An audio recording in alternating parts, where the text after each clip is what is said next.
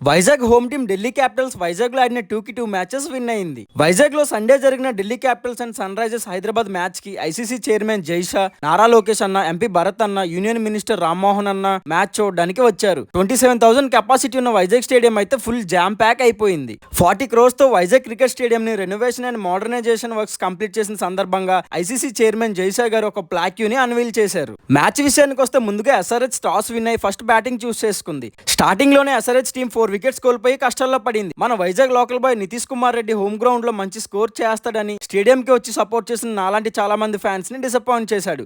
అనికేత్ వర్మ ఒకడే 74 రన్స్ చేశాడు. SRH team DC ముందు 164 రన్స్ టార్గెట్ ఉంచింది. నెక్స్ట్ బ్యాటింగ్ దిగిన ఢిల్లీ క్యాపిటల్స్ 16 ఓవర్స్ లోనే టార్గెట్ చేసింది. జేకే ఫ్రేసర్ అండ్ డూప్లెసిస్ ఇద్దరు మంచి ఓపెనింగ్ స్టాండ్ ఇచ్చి మ్యాచ్ ని చాలా త్వరగా ఫినిష్ చేశారు. ఫస్ట్ మ్యాచ్ కి దూరంగా ఉన్న కేఎల్ రాహుల్ ని ఈ మ్యాచ్ లో బ్యాటింగ్ చూసే ఛాన్స్ దొరికింది.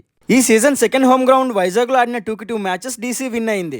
ఇంకిప్పటి నుంచి every season Delhi capital matches కొన్ని మన వైజాగ్ లో జరుగుతాయి. దీనికి DC owners and AP government కి క్రికెట్ ఫ్యాన్స్ అందరూ థ్యాంక్స్ చెప్పుకోవాల్సిందే.